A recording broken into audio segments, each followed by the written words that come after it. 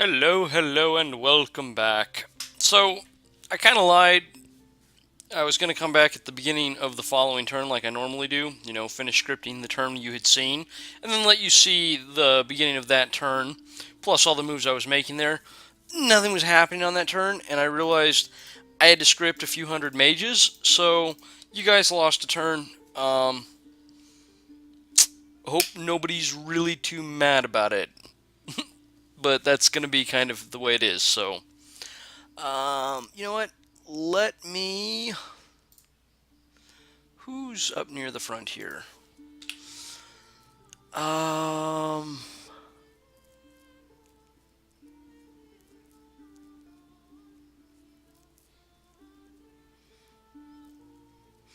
Why not just throw them on my death mages? That'll work. They're way the hell down here, though.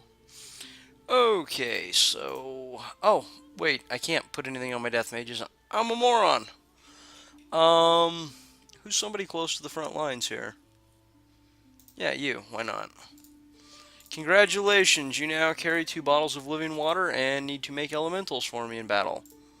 And you're the same guy I just picked. And you get one more. Okay, as you can see, I have used up a ridiculous amount of my magical treasury. Turns out the Bloodthorn was pretty good. I didn't realize that was the Blood Magic bonus 1. I do remember a Life Drain, because some mod actually had this messed up where this was one of the weapons that did not have a secondary effect on it. So I've got most of the stuff used up. I still have... actually, I can just go ahead and use that up too. Why not? Sure, you want to be big? Sounds like a plan. Alright. So a lot of these are actually slightly overgeared. Really, 1 bottle of living water is not going to cost me too much in regards to just basically the sword and board. Obviously, you want a brand, always. And for shields, the Divine Shield's going to be the best. Gleaming Gold is really, really good as well, though. Those are going to be your standout shields, especially for anything that's in sort of a thug-type role. Other than that, I just handed him a bunch of equipment that I had laying around from random events, because what else am I going to do with it? So let's go ahead and go through the scripting here, because these are pretty big. Okay, so we've got a leader just holding. We'll actually go through and look at everything here. So what we have back here in this back row is something I didn't really actually script out. I literally just threw all of my communion slaves right here. And then this row right here is casting Body Ethereal, followed by Mind Burn. Now there's just one in each square here, and these are actually in the back. They're going to spread out, so they'll be hitting some of those with Body Ethereal. I also have a grip of them down here, and one in each square. I shouldn't be able to hit all my cavalry with this, but this is going to Body Ethereal probably about half my cavalry. Each of these are scripted to Body Ethereal, followed by Mind Burn. Right here in these two positions, you have, well, we can just see them right here. We have Communion Master, second round, Light of the Northern Stars, so all of my guys become Astral 2 mages. Stellar Cascade, and here we have Communion Master, Anti-Magic. Now, I haven't really talked about Anti-Magic, but it is fairly good. I actually have an extra pearl. I probably should have scripted him a little different. Oh well, I've already got it scripted. I don't feel like redoing it right this moment, but I could probably use that extra astral pearl here. So all of my friendly units are going to get a bonus against MR. And why is that important? Because if my guys start slogging forward into those clouds of death, I want them to be able to shrug it off a little bit better, especially these huge pen-boosted clouds of death that I'm throwing down. So anti-magic's going to be pretty good on my main army. Didn't throw one on my secondary army, mostly just because. And I went ahead and gave them 3 communion slaves each for the communion. What you're going to see along all of these 2 rows right here, these are all set to Body Ethereal followed by Stellar Cascades. Obviously, if I happen to have had Earth Magic, this would be a completely different story, because you don't script the first guy, and you never need to cast Communion Master here. Basically, I just have to have the first 4 guys in line, because again, turn order. Communion Slave, Communion Slave, Communion Slave, Communion Slave, and then this guy right here, the fifth guy, if I had Crystal Matrix, which are going to go in the miscellaneous slot here, that auto-cast Communion Master. So literally first turn I would do Light of the Northern Star, and then I wouldn't have to do Body Ethereal. I could literally just start slinging spells right out the gate. Um, Unfortunately, I don't have that. The other way you get around that is you just bring, again, Banner of the Northern Star, because that auto-casts Light of the Northern Star at the beginning of the battle, and so all of your mages just become Astro level 2, just like that.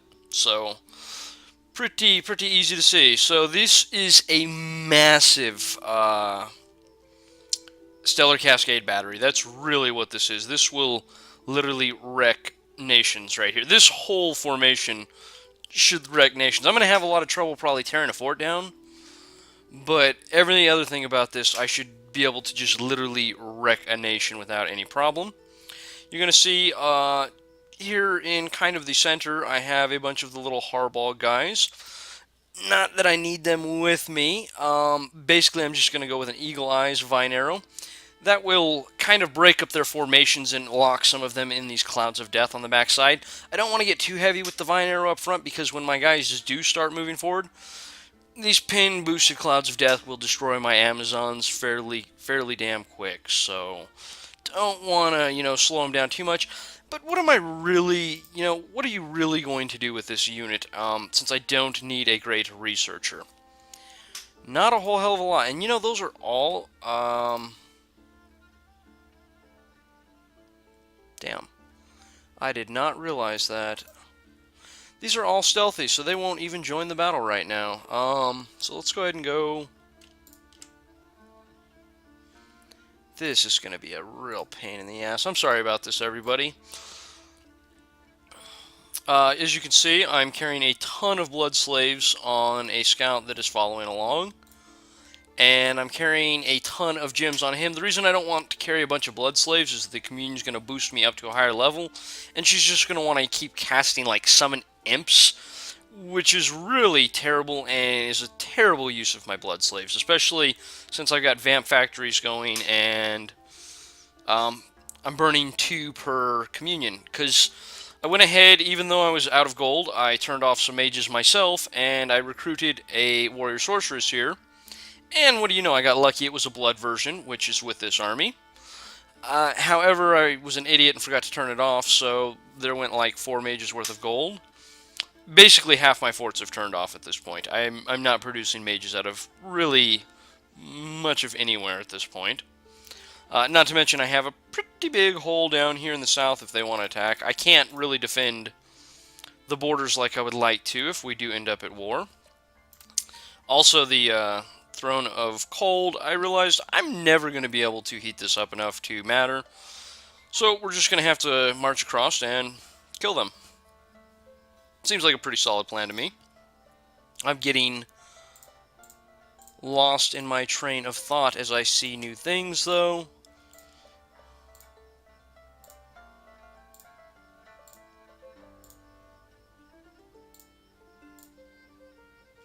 And you can see she's got 3 gems and 2 slaves.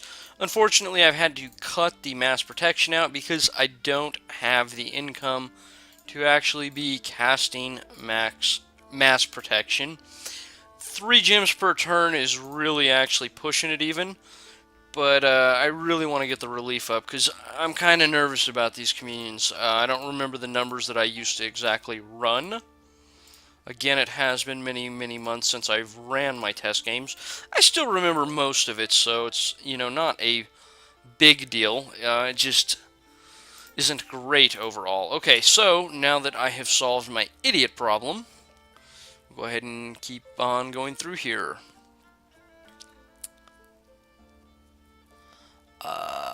So where was I?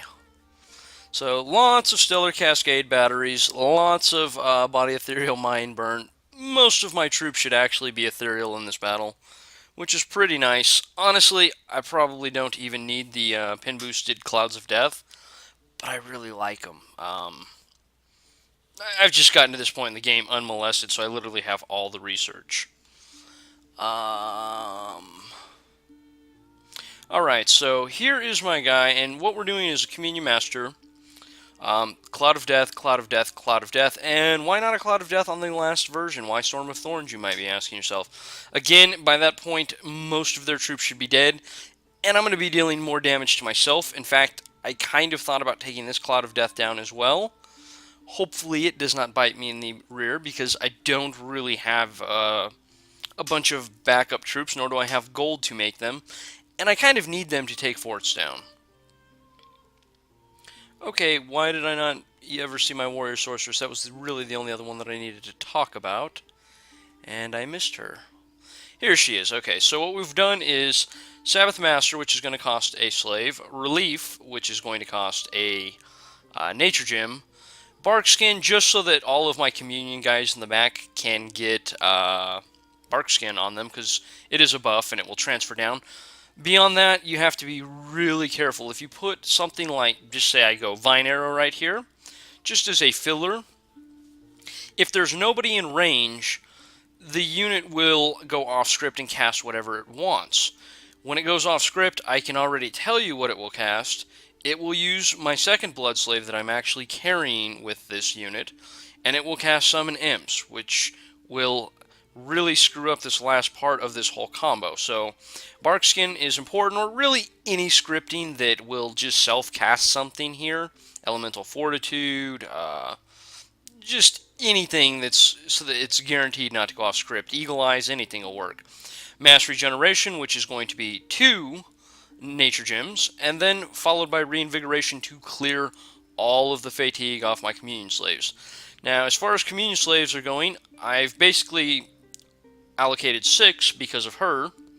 Really, she's standing so far in the back, I'm hoping she won't really be casting any heavy-duty things on my Communion. I've allocated 15 per Inari. Yes, 15. You heard that correctly. Because when they go off script, I again know what they already are going to be casting, which is Summon Skeletons, a Horde of Skeletons. And again, my fatigue will start building up very fast. I don't remember what I used to use, but I'm just going to go 15 to 1. Just to make sure this works out. And then, of course, I've got my 2 guys up here with the Anti-Magic and Light of Northern Star. Those are my other Communioned up guys. And I'm allocating 3 Communion Slaves to each of them. So, got a lot of Communion Slaves here. Alright, so that's pretty much it for that army. And then we come up here to this army. And this army's a little different because I don't have a second Blood Warrior Sorceress, and even if I did, I don't have the Nature Gems to really be spending on her. I'd probably use 1 for this first combat, or 3 for this first combat, to ensure that I get a victory right here out the gate. I don't have it, so there's really no point in crying about it. I've got him standing way in the back. He doesn't actually have anything, but he is leading 55 of my troops. We've got, again, 2 Inaris that are Cloud of Death, followed by Storm of Thorns. Same allocation. I'm doing 15 for each of these. Now, I've actually got this Yeti here, and the Yeti is not actually costing me any gold, but he's not really doing me any good sitting there. So I took a bunch of the junk gear that I, again, just had laying around. Shock resistance and luck. You know, not great, but what else am I going to do with it? And here's lucky, by the way. I said it was a 90% chance, or I thought I remembered it being 90%. However, while lucky, there's a 75% chance of not being harmed by an attack that would otherwise have been fatal. So actually, 1 in 4 will still kill you. It's still pretty good to get Will of the Fates up. Because that's the best way to wipe them out. I obviously threw a Bear Talisman on him. Mainly because I've never known if the cat's charm or whatever and the Bear Talisman actually have negative effects on the opposite sex. It mentions that a woman wearing this grows a beard and that a man wearing the cat's eye amulet will become more feminine and woman-like or something like that. I don't know if that actually translates to any negatives. I don't believe it does. Again, I don't know, everything about the game. So I'm just going to go ahead, and I just went ahead and equipped it on him anyways, because I don't want to accidentally negative up some of my other guys.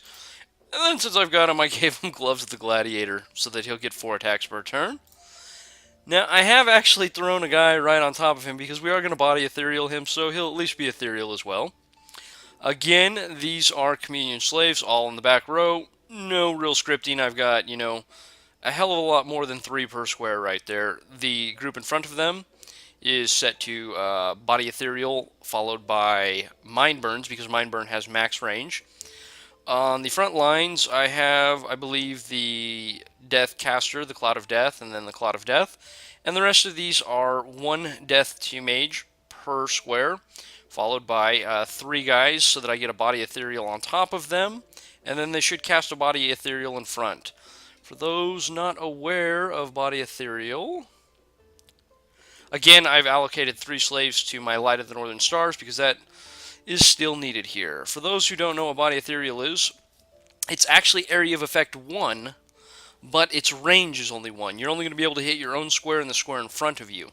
So you can turn a full square of troops ethereal, but it doesn't have any range at all. It's a lot more niche. I especially like to use it if I'm going to be fighting Zabalba, and it's not nearly as effective, but if I'm using a Communion Nation against Kalium as well, they do have magical weapons with some of their ice weapons, but generally speaking, the AI is just going to recruit whatever, so they're going to be able to punch through it with some of their units, but not all of their units. Being able to body ethereal is actually pretty damn important because they're basically just going to jump all over your communions in the back, and trying to protect them somewhat is really not a bad idea. Nothing else really special here. I just kind of have the sort of want to be an army thug here. And on these guys, you can see that I do have 3 pin penetration. So I'm ignoring 3 of their magic resistance here. I'm getting Fool's Luck, which, if you look at it here, it's going to fully protect against first hit. But the second time I get hit, it's going to deal twice the normal damage to me. Disbelief comes from the Eye of the Void. Basically, I can see through glamour and illusions and stuff like that. But this gives me a 2 penetration bonus while lowering my magic resistance by 2. And you do have to put out one of your eyes to do it, so kind of just realize that. Honestly, I could probably scoot my communions back, something like this, and script in an Eagle Eyes as well, but I'm not going to. So that's, I didn't even do any of the beginning of the turn stuff. So, on our last place where we're looking for any water gems, we happen to find a Corpse Candle's Marsh. So there's a Death Water right there, pretty nice. My 2 Blood Hunters have got 14 slaves, and I now actually have 4 Blood Hunters because I summoned another one last turn. This is pretty cool. This is another throne-specific event, and a Circle Master they are Blood Death Mages, so that should basically kind of tell you which throne they're coming from just right off the bat, because the lower throne gives you a bunch of Blood Slaves. And slightly more province income, and I've managed to prevent another disaster. So here's that guy. I'm going to have him run down and, I don't know, Blood Hunt, or maybe I'll just have him hang out here and research. It is kind of crazy. He comes with Tainted Presence. So it's got enhanced leadership values. But other than that, not really anything to speak of. You can see my unrest is really going to spiral out of control, even rotating across 3 provinces that I've decided I'm going to rotate now. So I'm not sure what I'm going to do with all of these vampires, because I don't really have the land to be blood hunting them on. I might, while I let this clear, come up here and try blood hunting these. These are so low in population that the chances of getting slaves are like damn near 0. However, on the flip side of it is, they're not going to damage my income really at all. I mean, if I lose 15 gold a turn, sure, that's almost half of one of my really cheap mages, but I don't care. Other than that, I would have them basically research for a turn. Research isn't going to do me any good. I'm literally sending out, I don't know, 100, 150 mages, and I'm still pulling in like 2,000 research. It's something I don't need in any way, shape, or form. I do want more Immortal Death Defenders, though. That would be nice. Okay, so there we got Thaumaturgy. Oh, Dire Portent. Somebody got a Portent. Looks like somebody got a Global up. Which one is it? Blah, blah, blah, blah, blah, blah, blah. You are being watched. Okay, so this is Eyes of the God. Who cast it?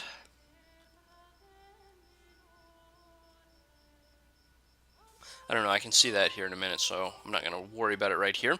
My 4 blood hunters have captured 44 blood slaves. That right there is half of another vampire, literally in one blood hunting turn. So let's go ahead and take a peek at these battles. Damn, I thought I had them spread out a little bit better.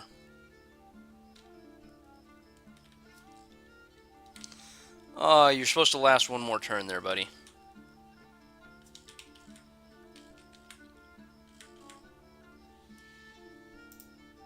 Oh, there's a tree right there, and that is screwed up where my guys are supposed to be positioned. Alright, so let's go ahead and turbo on through this.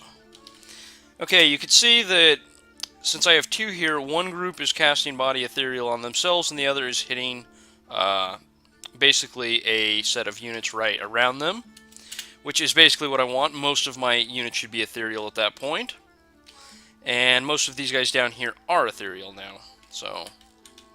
the first 3 looks like I didn't catch them, but... So there's some Stellar Cascade batteries, and what we see is that most of these guys are already close to being knocked out of the battle. And here's the pin-boosted Clouds of Death. So these are going to sit on the battle for 2 turns, and basically it's going to do an MR check for everything inside of them. They are 9 big for each, and I only have 2 Deathcasters. Let's see how my slaves are looking back here. 31, not bad. Don't have reinvigoration on this army, though. So each turn it checks versus their MR, so they have an MR of 9. However, I automatically, from items, am minusing 3 from that, so that's an MR of 6. And then the Communion itself actually adds some penetration, but I'm not sure how much. I'm really not a big Communion guy. You can ask on one of the forums, and somebody will definitely give you an answer. And you'll see that these guys right here, they're actually knocked out inside these Clouds of Death. Each turn they're going to take 9 plus 1 for every extra level of the Deathcaster, which is going to be something like, I think, probably plus 1. They're going to be taking like 10 armor negating damage. How much armor they have doesn't matter. So this is basically the whole thing, how this works. And we're just going to watch it right here, because when the Cloud of Death pops, boom, there goes their whole front line again. The skeletons, luckily, aren't affected by the Cloud of Death. I wish they hadn't thrown it down right here, but whatever.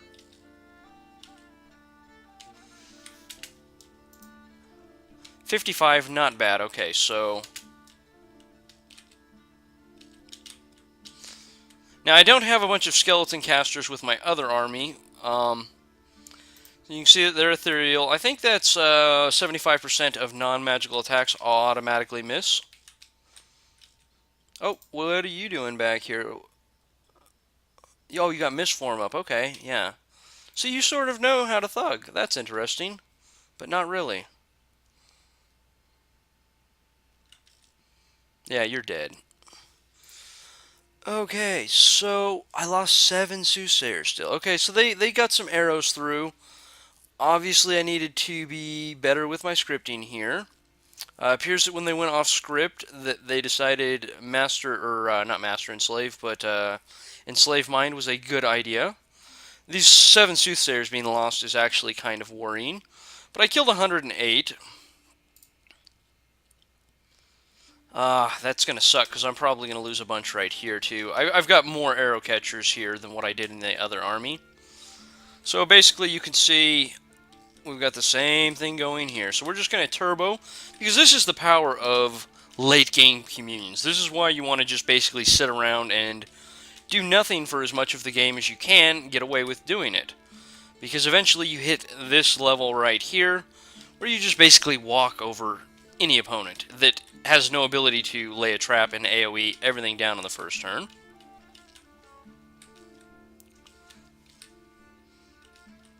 I mean, I don't even know why I'm watching this. Mostly the Mind Burns will pretty much wipe these all out. Okay, so there's the relief that's went up. Hopefully I don't get to mass regeneration. I really wish he hadn't cast anything. So you're going to see they're already taking damage. The Clouds of Death haven't dealt damage, but look at just from the fatigue from my communion batteries. It is destroying them. So we're just going to quit and check the battle report. Good, didn't lose anything. Little worrying that I lost 7 here. Now you see why I want to script these off camera. I mean, this army alone was like 80 mages. How big was this one?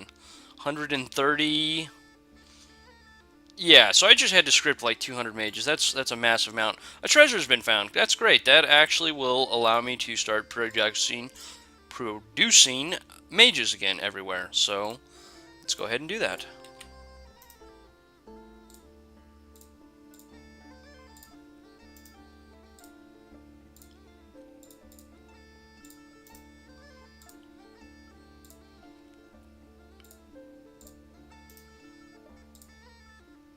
Oh, I never did show you the guys out of here. Okay, so this is the Sage. These are basically one of the best researchers in the game, because for 85 gold, you get an Astral level 1 that has 15 research, because it's Adept Researcher plus 8. That is pretty damn good. Unfortunately, my nation pays 35 gold for 10 RP, meaning I can buy basically 2 and still come in under his cost and get 20 RP with my build. So not terribly effective for my nation. However, here's some of the other paths that I could actually use. Want to make some wands for my guys? There we go. There's my earth magic. I probably should have thought about the earth magic a little while ago. I didn't. I never even thought to mention them, though. Alright, so how bad were my...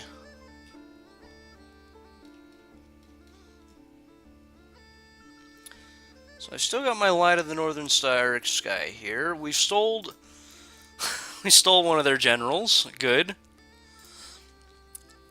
Basically, I mean, I can just start doing arrow catchers like this at this point, which is kind of ridiculous, but why not?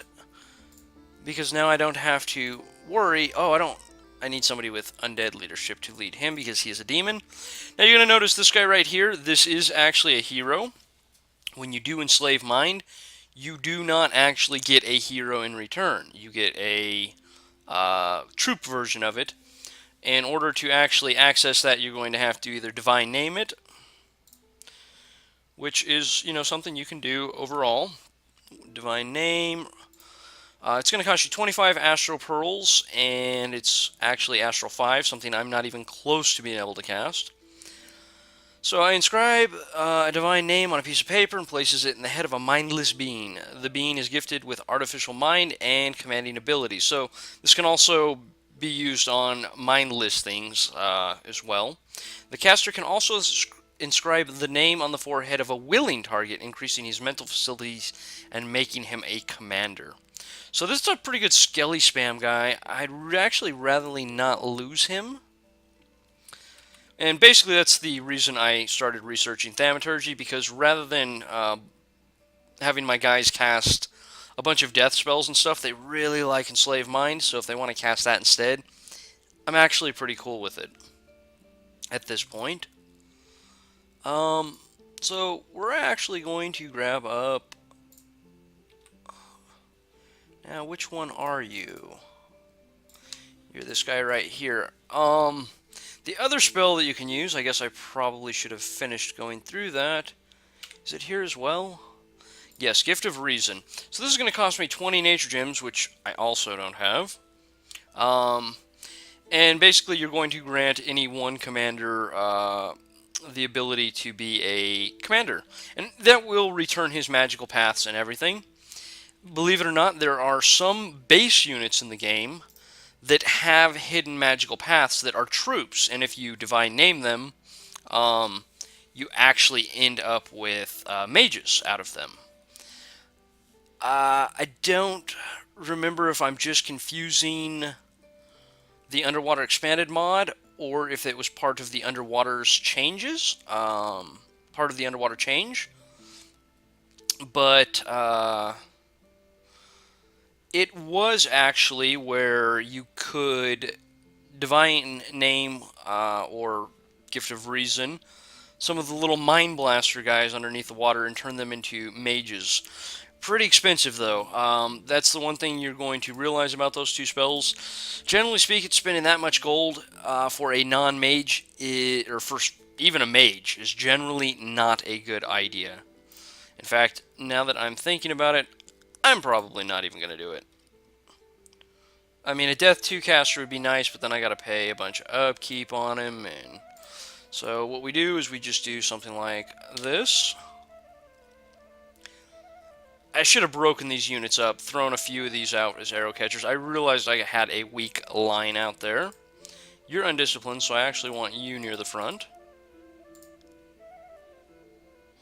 You are also undisciplined, but are you an archer as well? Yes. So you're not going to run forward at least. So something like this right here. And those will basically arrow catch where I would normally throw a bunch of guys. I probably had a bunch of guys die right here. Did I actually have any death mages die right there too? Probably. I'm just going to go ahead and assume so.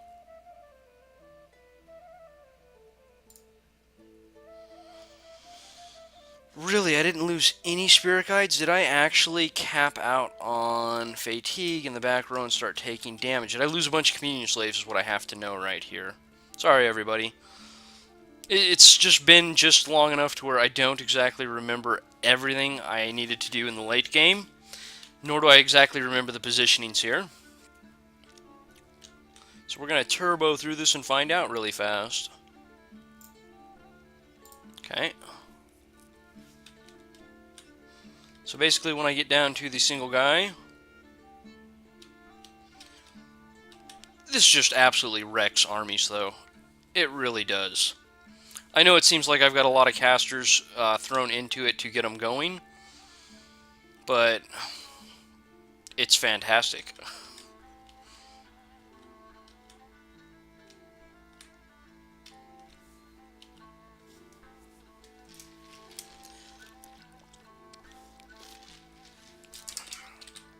Would have been nice to have got their demon general as well. Oh well, can't win them all, huh? Alright, so let's go back here.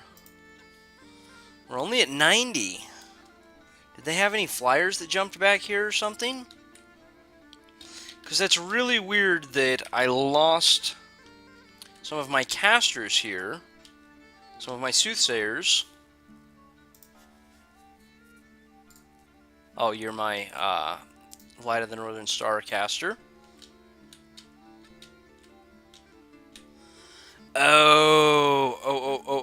Oh, I know exactly what happened to most of them. Okay. So, you guys have a chill aura, don't you? Damn it, yes you do. Okay, so basically, and you up here, did it? No, but it did knock you out. You can see right here, these guys have damage across them now. They probably even hit, I don't know how many I had down here. I had at least 9, which means that's 5 of them. And I probably actually scooped up some of the end here, or possibly a couple arrows. That makes sense overall now. I know that I didn't hit my fatigue cap, which is what I really did need to know right there. So, I'm not planning on moving exactly this turn. Mostly because I want them to throw a bunch of units at me while I just kill hordes and hordes of them. Yeah, that's pretty much, you know, all of it. So, I gotta figure out which guys, all of my guys at the bottom should be... I'm half tempted to just let these guys die because I don't want to have to re-script them all. But that would be a bit of a dick move. Actually, we want them right here so that I get more body ethereals on my infantry troops.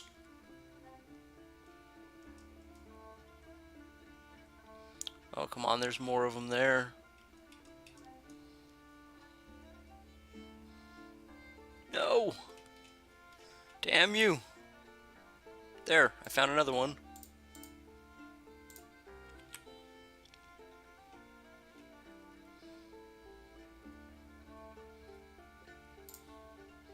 There we go. And I should probably switch those guys over to Stellar Cascades, but I'm lazy. I really don't want to. So, why don't you guys just go ahead and wait. So we're going to tell you guys to guard Commander. I'm still going to leave them on hold and attack because I don't want them killing all of my mages up there. Nor do I want him walking back here into my communion slaves and wiping out a bunch of them. Speaking of... Oh, I am all the way at the top. Okay. Never mind.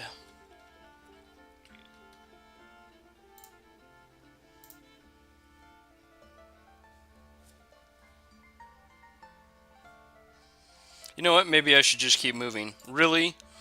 Yomi can't build anything but palisades, which only have a defense of 100. I could probably wipe out and take this fort from them in literally one turn. And even if they go back this direction, where they're really going to go, I can just leave it and come back.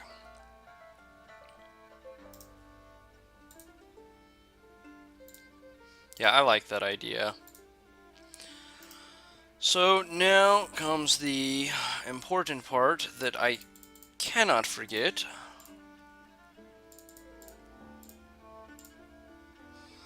Oh, wait, I don't need 3. Damn it. I need you to actually only hand out 2 of those. Okay, there we go.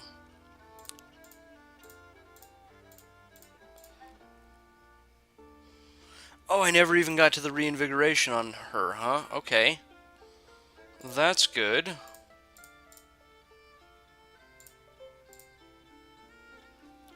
But that means I need to actually shift 1 more blood slave back, huh? There we go.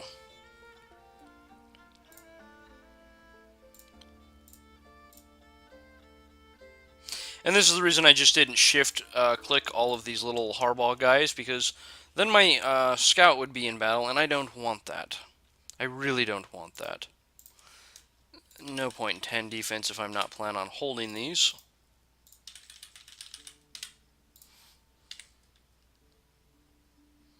Oh, yeah, I want you to be part of the group, man. It's fine, it's fine. I know, dick move on my part, dick move on my part. Okay, so also on the flip side, we have this guy last turn who forged a Skull Face, which is the second death booster. Death magic bonus of 1. It does take death 5 to make, so you'll need a death 4 Witch King or one of your heroes, who I think all have death 4 actually. Now I'm at death 6. I just need to get a few more gems, and then we will go with Well of Misery. In fact, I'll have it at the end of this turn. This is going to be a global, and it's going to allow me to get 10 death gems a turn. It will pay for itself in 8 turns, and then I just start getting 10 free death gems every turn. All of the gem-generating globals are always good, so try to grab them whenever you can. Obviously, you probably always can't, but, you know, when you can. Another water version. I don't want water versions, guys. Screw you, game. So, it's only been damn near like 4 years of game time, like 48 turns, and something is finally happening. Is everybody excited? Or is it just me?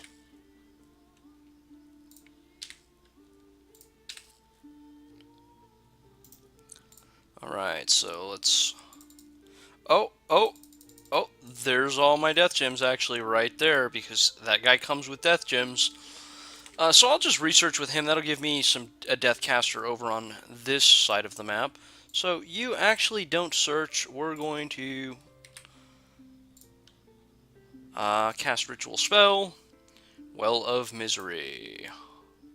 We're just going to cast it dead on, because I'm not worried about the AI trying to scoop it out from under me. As far as research goes, I'm going to go all the way down here to Tham 9. Because if I can get 2 Earthen Powers, it will take me only, let's see, 2, 4, 8, 16, 32, 64,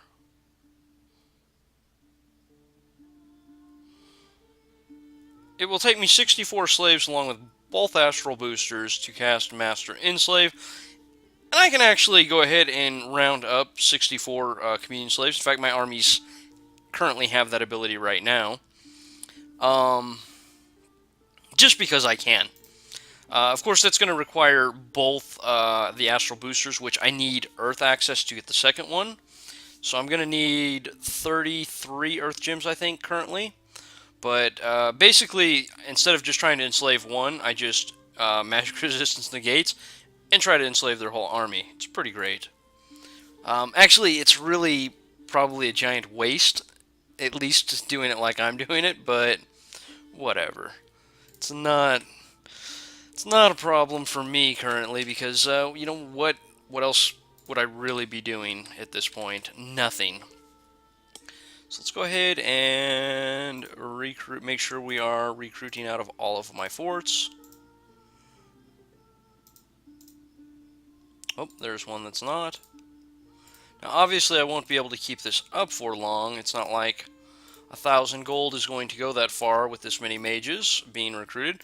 They're really cheap, but I'm recruiting like 15 a turn, so what's that, 350 gold for 10 of them?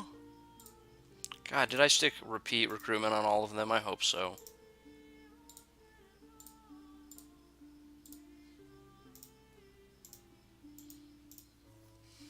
I hope so. Yeah, they're moving, okay. So we'll just end this turn because this has actually been ridiculously long since I had to go through and show I didn't stick more arrow catchers in front of that army. Uh-oh, I hope that doesn't turn bad. And I have like 8 arrow catchers on that army too. Whoops. So there's the Well of Misery. I've got 20 blood slaves. There's a battle in Yomi. Oh, good. These guys actually didn't get killed. We killed them too fast last time. So let's go ahead and turbo on through. So you can see I got my 2 blood slaves back here. They're so pretty. Not really, because that's actually kind of creepy. Again, back in ye old times, you know, little girls got married, not women, little girls. So I do kind of have to wonder about the whole. Oh, come on, get all those cavalry out of here. I don't want death. I don't want my guys to spam death clouds down there. I want them up here.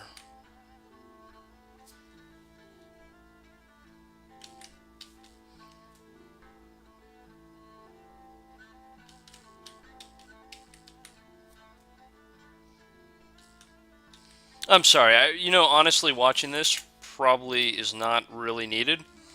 But I'm having fun watching it. Because when you get to these big communes like this, why not watch it? This is, I don't remember, 130 some mages. Yeah, come on, knock out all of his damn flyers. I don't want him flying into my back lines. There you go. And, you know, everybody's at 200 fatigue and is taking damage. I'm not quite close enough to get my Clouds of Death into their main army. That's alright, though. How is my fatigue looking on my slaves back here? You know, down in the low 40s still. I could probably cut that down to about 12. Maybe even 10 to 1 ratio for the Death Casters. I was thinking 10 to 1, or maybe it was 6 to 1 where I was having problems, and I literally, in some of my test games, killed all of my communion slaves. Like, I literally had, you know, 50 or 60 back here like this. And I killed them all. It was pretty terrible. Okay, so we should be coming to...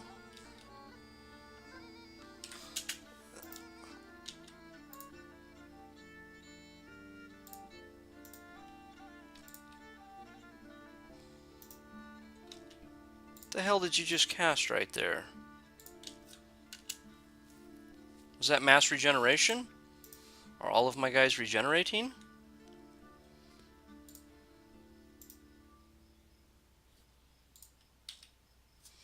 Something's not right with my scripting here. Considering this will be the last turn I do currently, I'm going to check it again, but she is not casting mass regeneration. She's getting bark skin up, though. She's getting relief up because I can see the damn thing up there. Alright, did I lose anything here? No. Oh, wow. That was not the one I wanted to look at. I lost one of my arrow catchers, I'm sure, and I actually gained 2 horned serpents. So, whatever. Not a big deal. So Lair of Hideous Troll. Earth Gems 1. That's good. I need lots of Earth Gems. Started to destroy both gates. 1 Battle Affliction were cured. And we finally get our third and final hero. So, once, long before the arrival of the Amazons and the Witch Kings, there lived a highly magical race in the Sauromatian steppes. They are called Partholonians by the few who still remember them. With the emergence of the Witch Kings, the few remaining Partholonians were driven from their lands, and the Witch Kings stole their knowledge and ate their flesh. Delignat, daughter of Sarah and an able sorceress, stayed and witnessed the passing of her remaining kin. With growing despair, she watched her last kinsman die. In defiance of the old traditions, she turned to dark sorcery and reanimated her brothers and sisters and created a court of the living dead deep in the misty swamps of Sauromatia. Here she was approached. I always say Sauromatia, but I think it's Sauromatia. Here she was approached by Skogu, who wooed her, slew her, and ate her. Her dark practices had prepared her for this, and she returned in the flesh to haunt the Witch King. Skogu was enamored and took her as his 7th and final wife, and together they built a castle for the dead. Delgnat is immortal, but her body slowly withers if she leaves her castle of dead memories. So basically, she has the homesickness every time she's not in your home province, your capital. She will permanently lose 20% of her hit points. However, she's also immortal. What that actually means is that as long as she dies again, where I have white candles, which for my provinces is every one of them except for this one, she just will pop back up here in my capital. So you can actually use her to site search out some air gems. You just can't roam. You just got to be careful where you roam with her. That's pretty much it. I usually make a pair of air boots if I need to, and usually have somebody kind of follow around, and I grab the air boots up, like, that would give her map move 3 if you give her flying from air boots, so she'd be able to fly here in 1 turn. Site search it, I'd have somebody pick up the air boots here, probably a soothsayer that I make out of this place every turn, and the next turn I'd move her back into the safer areas here, you know. I'd site search, and then I'd move her and site search. Now, the funny thing is, because of the turn order, she actually can get 6 turns out. So you can site search 3 separate provinces with her before she dies. However, when she does pop back up, immortal units do not pop back up with all their hit points. If you don't wait 1 turn, like I did because I was an idiot, they actually only pop back up with a single hit point. So if you move her immediately back out, she just keeps dying over and over again. And I couldn't figure it out for the longest time. I really did not feel like a genius, that's for sure. Alright, so am I actually even dealing damage at any of these? Alright, so I am there, and I am there, that's good. And these don't have a lot of defense because they're palisades, it's all Yomi can build. Yomi and Micklin in the EA for sure are a Fort Era 1, which means all they can build are the lowest tier of forts, palisades. So it's really easy to knock down those 2 nations, especially if you can get a rush on them. Because you can knock down the forts quick enough to where you can actually gain ground against them. Anyways, I've taken forever, and I keep saying anyways, so I'm gonna call it right. Damn, no gems. I'm gonna call it right here. Basically, everybody can see what the game plan is. It's not like there's any sort of mystery going on here. I've got all the spells I could possibly want in the game. Now I'm just basically fucking around with any research I have. And I've got 2 giant communion death balls, which the AI while they might kill some of them, is really going to have no overall effect. I mean, what'd they kill? 7 mages here? Or what did I killed 7 mages there? I killed at least 5 of the 7. Anyways, what kind of effect did it have on it? That's not even a tenth of the mages. That was under 10% of the mages in that army. But this is kind of how communions work, especially when you really want to start spamming off off-path spells like I'm doing. You really need to go a little higher on the ratio of slaves to casters. So like when I'm casting the big death stuff here, obviously 15 to 1 is looking like it's more than what I need. Might go ahead and pull that on back to a, I don't know, 12 to 1 ratio and see where that brings me. And that's just going to go ahead and give me more battle casters. Unfortunately, again, I did all my test games, but it really has been, I don't know, 6 months since I've played the game. So even though I had all my test games already done with the nation, I just really didn't do the actual sit down and do a recording for the Let's Play. So I may not remember everything exactly number-wise, but I remember enough of it to feel confident in my actions here. Damn, No Earth, you guys suck. You're terrible. Speaking of terrible, we're going to go ahead and move them out this turn and begin wiping out more of Yomi stuff, because why not? Thanks for watching, everybody. Hope you've enjoyed now that something is actually happening in the game. Maybe I can get a couple more Communion Death Balls going against Ulm? Yeah, Ulm seems like a good target. So hopefully I'll have another couple Communion Death Balls ready to go shortly. I kind of like to keep some defense because, let's be honest, TNN, pretty strong. I don't want to deal with it. Anyways, plan is just sit on their capital, or sit on these forts until they fall, and continue to defend my lands. And be happy that I have gold for mages now. So everything's working out for the best.